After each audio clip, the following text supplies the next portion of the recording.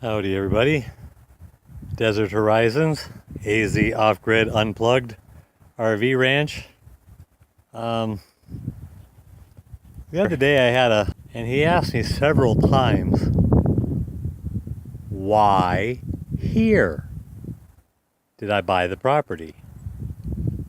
I wasn't really understanding exactly what the question was. I think I understand it now. It's like he couldn't understand why. It just wasn't pretty enough for him. He's the one from Hawaii.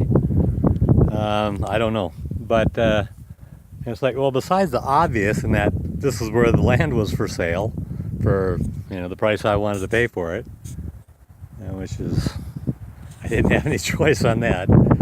I was looking all over the state of Arizona, basically, all over the entire state, for a decent chunk of land that I could afford, that was close to a town or a city. At the time, I was a cigarette smoker. I wanted it to be close to an Indian reservation or the border, so I could get cigarettes cheap. Now I'm not a smoker anymore, so that's not important. But I still wanted to be fairly close to a town so I could get supplies.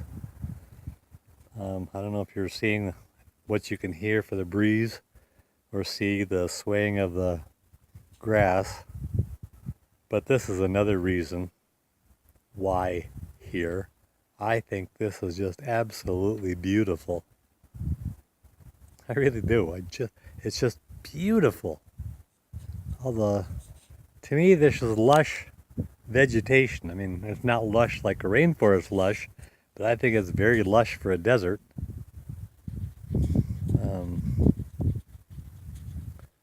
But yeah, it's just I don't know. But yeah, besides this is where the property was for the price I wanted to pay. The only other reason I can give is, look at, isn't that beautiful? Got a sunset over there, trying to keep out of the shot so it doesn't glare. It's not going to be very colorful tonight, but that's the way it goes.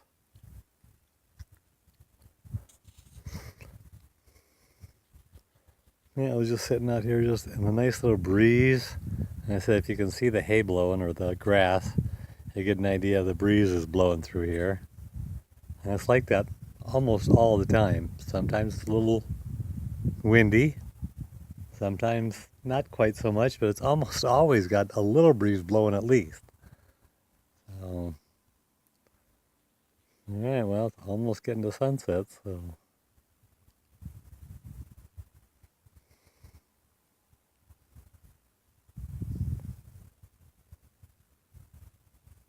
Other than the sound of the breeze and an occasional fly going by, not a sound at all. I don't even have the gnats burrowing into my ear. Over and over and over again. I finally got one of those head mask net things, mosquito net thing for my head. Stop them, they're just drive me absolutely nuts. But they started once the monsoon hit, and they haven't been around for about a week because the monsoon went away, so I'm hoping. And I haven't really noticed one or two flies occasionally. Got one inside the RV today, which is, you get one or two or three in there a day, and that's about it. I don't know if it's because of all the Irish Spring I have hanging around the doorway or what, but they just don't seem to really like going in there. Maybe it's all that fresh cab I have in there. I don't know. And I went to the store today and I freaking forgot to get more mothballs. That was on my list too, and I didn't get them. So, and of course, this Walmart here doesn't carry fresh cabs, so.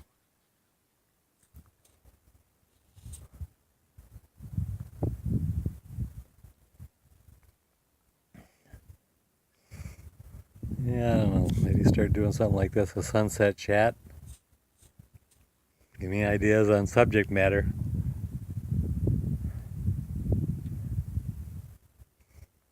The sun's about at the horizon, so it'll start dissipating here quickly.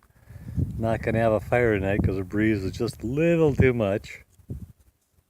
and I wouldn't really want to start a fire around here. Our firefighters are busy enough.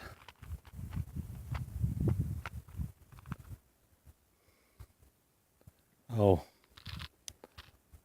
there's Ruger in that little hole I told you that he dug. Right in front of the... And there's, right there, is where I cut off. So, he's right next to it. So I thought that was cute as hell. Alright, back to the sunset. Take a look over here, see what's going on over this way. Finally got the braces put up for the awning. Hasn't been swaying near as much since I got those mounted permanently. But, oof, the sun's getting hard on my eyes.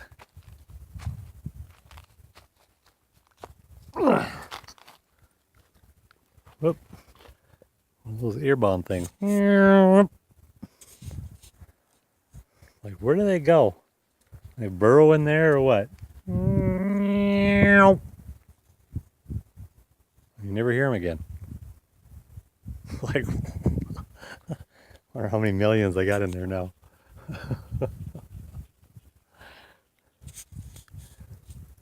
It's about half gone.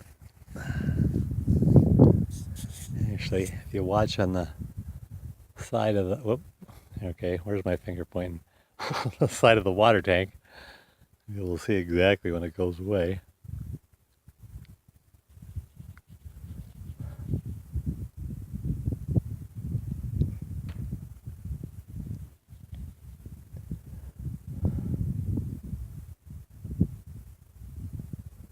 Yep, almost gone. I used to live down in Mexico. I'd go up on the 4th floor of the hotel I was staying at, which was right on the beach. I would be the only one, and they called it the restaurant. I don't know for sure if that's what it was. But it was the 4th floor. When I got there, there was 2 other tenants in a 160 room hotel. One guy was there permanently. I had one guy staying there overnight. My nephew and I went down there to Mexico. He'd been down there before. He talked me into coming with him. This was in fall of '92. So went down there, stayed at a hotel, the Playa Hermosa, which means beautiful beach. It was halfway between Mazatlan and Puerto Vallarta, in a little town called San Blas, right on the Pacific Ocean. And down there well, he got one room, I got another room. His room was actually on the 4th floor. Yeah, his room was on the 4th floor. The entire 3rd floor had been taken over by bats. The problem was the hotel opened in 1958, I believe it was. And about 2 days or 3 days before it opened, they passed a law in that city that they could not spray for bugs because of the beautiful rare butterflies they had in the area. So they passed a law saying they couldn't spray. Well, they had these haney's, which are no-see-em biting bugs. I mean, they were vicious and ferocious. They'd come up and and I'd tell people, it's like, you better put something on your legs or put some bugs. Oh, I'm fine. And they'd go in like an hour later and you could not see any skin on their legs at all. It was just lots of mini red welts all up and down their legs, their arms. So that was why the hotel just went to crap, because there's never very much business there. Anyway, I'd stay up on the 4th floor of the hotel. It was all glass, floor to ceiling. Just sit there and watch the sunsets as many nights as I could. My nephew stayed in that hotel for the first 2 months, and then he moved about 25 miles farther south along the beach into what used to be the governor's mansion, I think, for next to nothing. He had some contacts there. So I stayed in the hotel, and it was the one weird guy was the only other tenant, and the one lady that was running the place, and me. Of course, like I said, this was '92, so I was still a young pup at the time. Um, I didn't know any better. I'd go down to the beach, what they call the palapas, where the little shade hut restaurants, and they had 4 poles stuck out on the beach with palm fronds things for shade over the top, a hammock between a couple of the posts, and a little table underneath the posts. And I'd swing in the hammock, or I'd sit there on the table and put up my finger when I'd wanted another beer. Una más cerveza, por favor, for 50 cents a bottle delivered to the table. You'd go and buy them at the store for about 30 cents a bottle, something like that.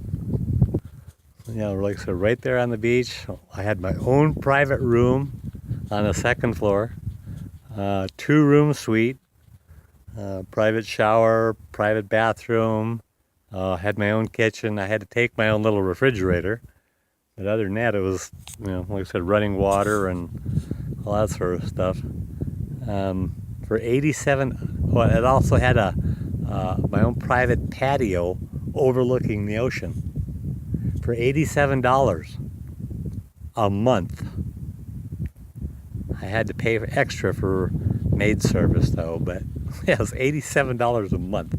Cigarettes were like 15 cents a pack, I think. Cokes were 15 cents a bottle if you picked them up at the store, at the Coke dealer, whatever, the Coca-Cola dealer. Of course, you had to ship in your own water. Lots of good times down there. Said the Playa Hermosa, it's still there. I don't know how good a shape it's in. It was bad back in '92. So, all right, enough reminiscing. You guys take care. Have a fun day. Bye.